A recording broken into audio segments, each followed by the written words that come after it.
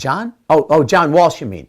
Yeah, I first met John. It's been, if I think back, it's probably been about 10 years ago now. I was a school administrator in Peoria, Illinois, and attended a storytelling meeting here in town, in Normal, where I live, the Twin City Tailspinners, and John was one of the founding members of the Twin City Tailspinners. I went to their Telebration. It was the first one that they had had. And John that night was so cordial and really good storyteller, and asked me out for pie afterwards. And what kind of an individual can turn down an invitation for pie and coffee? So I went out with John, his wife Jan, and a bunch of other storytellers, and got to meet John and found out he was working on a book for Moody Bible Press. And John and I started becoming very good friends, and John has been my mentor in Christian storytelling. He and I went to Taiwan, to the Taiwan Missionary Fellowship Conference last summer before this. And we taught the missionaries about the use of storytelling to help spread the word of Jesus Christ. And it's probably one of the best things that I could have learned from my friend. But yeah, John and I are really good friends. John Walsh.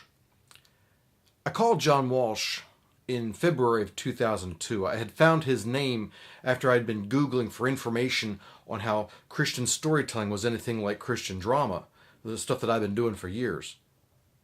After about 2 hours worth of conversation, he showed me that I'd been storytelling for a lot longer than I'd realized within my acting. And that conversation, it turned into an invitation to come out to Illinois to be trained by him. And that invitation to go out to Illinois, that turned into a friendship that has lasted all these years. Yeah, I don't know of anybody who promotes storytelling and ministry as much as John. That passion that he has, it takes him around the world, takes him around the country, takes him everywhere. Several times a year, he's out there. He's always traveling. He has been a good friend and a mentor. John is a good leader. Good man to know.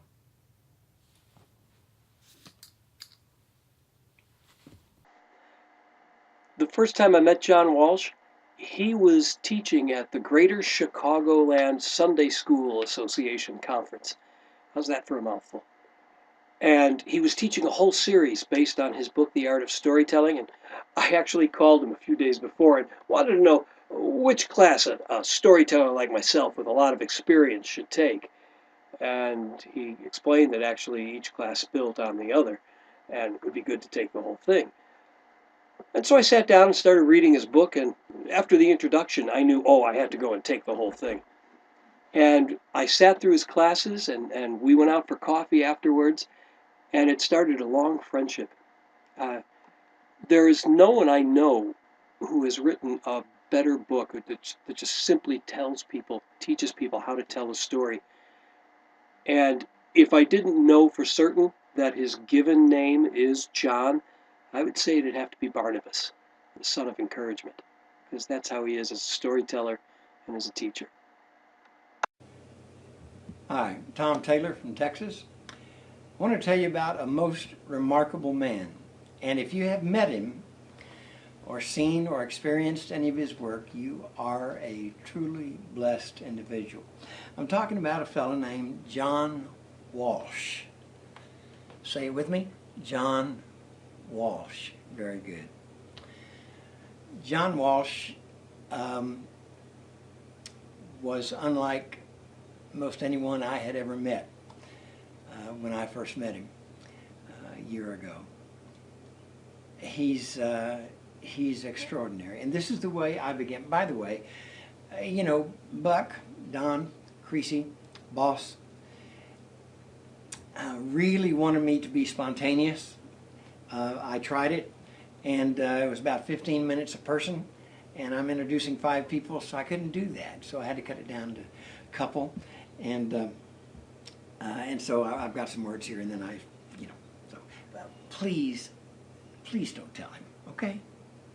Thank you. Here's how I began with John. Unpretentious, though extraordinary. Overachiever, but humble. A most memorable mentor for many, but modest. Sounds like an exceptional person, doesn't it? It is.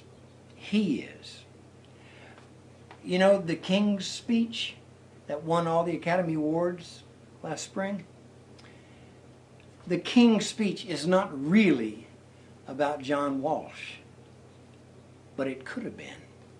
Because, you see, he, just like the King, had a similar thorn, but by God's grace, overcame it to become a powerful, life-changing speaker the world over, and an author to boot, and a commitment to create the entire Bible in a story format.